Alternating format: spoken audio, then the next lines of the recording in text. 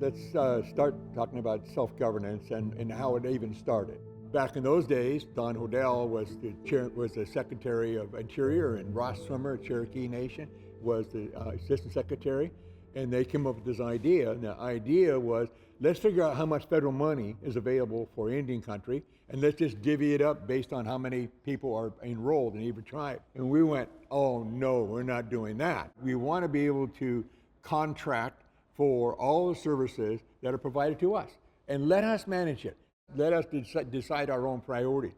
The Self-Determination Education Act empowered the tribes to be able to contract for programs A, B, and C, but it wasn't working. In the beginning, the other tribes who weren't self-governance all thought it was just about money. And in a way, yeah, it was about money. Get the money from the feds that should be yours and get it out to Indian country so that we can do what we needed to do. But Joe Dela Cruz, one of his mantras, and Roger Jourdain and Wendell and those guys, they all go, no, this is about empowering us and recognizing our sovereignty, recognizing that we are government. And so Joe would always say, if we say we're governments, then we need to start acting like governments. Okay, and that government, federal government, needs to respect our governments and the way our system works.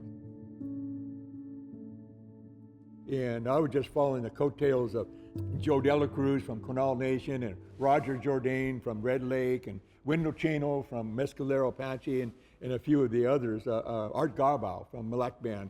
The Lummi Nation. And Lummi Nation, yes. Sam Kagi and those guys. Yeah.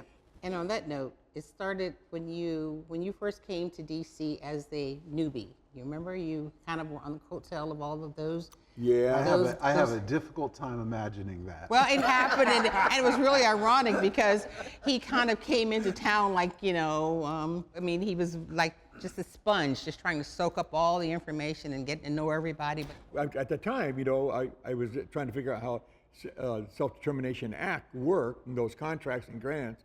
I was all about our control. I liked the fact that we wanted to be in control at the time. I was there in a small tribe originally. Kaw Nation, when we moved from Title I to self-gov. I remember those early discussions. I started in '92, and I remember starting to come to the meetings, and the meetings were small. I mean, now we're talking 1,400 people at a conference. We had, 50, 75 people. Most of us didn't have a budgetary or appropriations policy. What's your HR policy? Now you can set your own policy. What's your procurement policy? So it was an exploratory kind of effort for everybody, not they just all the became policy. common property, Oh, sharing yes. all their ideas, Sharing. their expertise. Yeah. It was so important, and it really set the culture for the movement. Yeah. Well, and in those days, there were no regulations, there were no rules, there were no funding formulas, and no one had done it before, so no one knew how to do it. And I remember having the conversation with Ruben and Doug Black back in the day because the tribe wanted to go IHS first. Well, that was not heard of. My tribe was among the first with BIA, and so we understood how it worked. But when IHS came on board, but I had complications because we were among those tribes that were multiple tribes in a service area, and what's your fair share, which was an interesting subject matter. Going to your budget formula, what is your fair share of a agency or regional office, et cetera, which became a very sensitive topic that we're still working out, quite frankly, even today. The journey has always been a journey that unfolding unfolding how the federal system works, pulling a curtain back, so to speak, and breaking down that all those line items. I was just going to talk about the trust or lack thereof in the early days.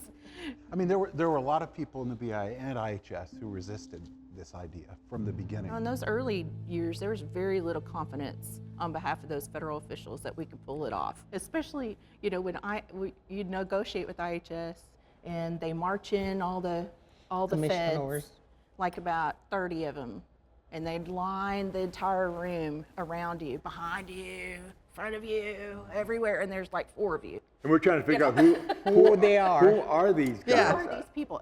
It was intimidating. It was. It is striking though, because tribes that the last 15 years that have joined the program, they missed that first chapter, and it really was not easy. Well, and it only takes one bureaucrat who has no clue, and they don't always have the best, vision about self-governance and what it means. So now we're talking about expansion of self-governance, and we're going back to those old conversations about, they keep coming well, if up. we're not there to monitor because we're the not tribe doing it. has the flexibility to make its own decisions and allocate its resources and build its own programs, that there's not enough accountability. We would have the conversation of, well, what if the tribe did something inappropriate with the program, with the money? We have to remind, look, we're still accountable. There's a single audit. The tribal government is accountable. But I think this also is true of the BIA. The people who resisted the expansion of self-governance in their areas were pretty skillful at playing tribes against each other in those bigger consultation forums, which slowed the process down pretty dramatically. We say self-governance is a tribally driven process. I saw the evolution of tribes getting in that driver's seat and actually driving, and not just in negotiations, but when we met with the feds. Because I remember when I first went to work for a tribe, we'd have the meetings. Tribal leaders would stand and say what they needed to say. Federal government never responded, never was required to respond. Nothing ever would happen. And then we got to the more tribally driven. It started evolving, and we're past a lot of that now. We've gained a lot of confidence and respect, I think, after the years of being successful. I think part of that is because we grew ourselves in our knowledge of the system, our expertise of the system. And then we started hiring attorneys also. We would turn to the lawyers, go, explain that law to me again. Why not again? So we as policy people, we would go, okay, time out here. First of all, you're wrong. You're interpreting the law wrong. So self-governance, if it goes from self-governance and adds self-reliance, now you're developing your businesses. That's your point. Yep. So now we're developing unrestricted revenues to supplement it. Yeah, we're not going to let the federal government off of its responsibilities by treaties or statutory or indigenous rights, et cetera. We're not going to let them off that hook. One thing that has really struck me over the years is this has been so successful that now you've got First Nations representatives, Hawaiian Native representatives, Maoris now are coming and kind of looking at the system and how the self-governance program works with a microscope, because they see all of the advantages. They see the fundamental concept. Absolutely, And they go, they get it and they want to work for us apply it too. in their own backyards. Yep. It's been interesting how we've had to learn how to share our knowledge and how we are reshaping the programs categorically, whether it's an Indian Health Service program or whether it's a BIA program. In our annual meeting, the value is we've been able to showcase what's happening at Cherokee or Choctaw, what's happening at Jamestown, what's happening at Lummi, and what happened up in Alaska. Well, it quickly penetrated up into First Nations in Canada.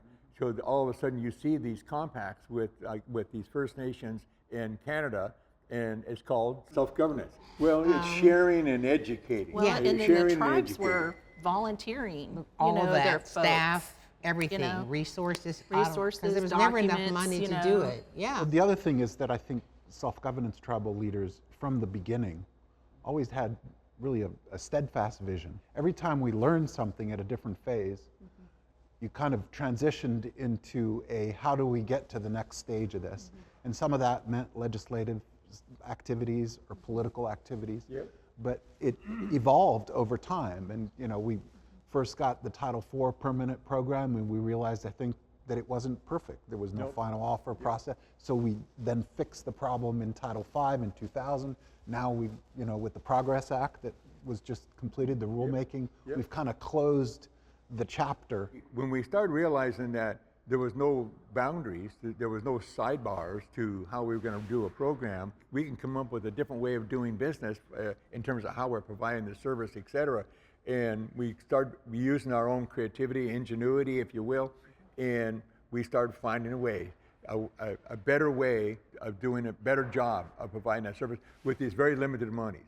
So we would tell Congress, we don't have enough money, but at least what you do provide for us, Here's how effectively we're using that money. And so part of the thing about self-governance is the education and understanding what is it about. How do we weave that into our compacts or now our funding agreements, right? I've always been convinced that essentially the capacity building that has happened around the self-governance programs that tribes have operated both at Interior and IHS has also had another impact, which is that tribes have become much more sophisticated in other areas, economic development, because it's a whole mindset of self-governance that's much broader than just the government programs that you run, right? You're looking for streams of revenue and to deliver services to people. Yep. And I think all of it kind of holistically has created very strong and vibrant tribal governments today.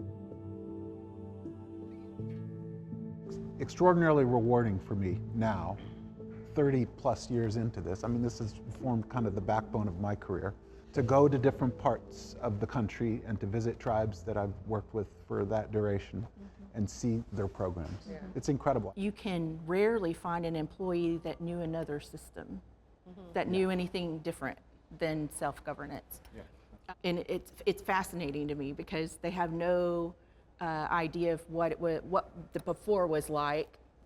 They're just accustomed to the now. We need a program, we create it.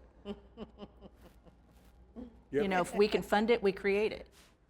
But and I think that as we engage with our next set of generations who's taken over for us, is making sure that they don't lose sight of those benchmarks. Yes, 50 years ago, Self-Determination Act was passed.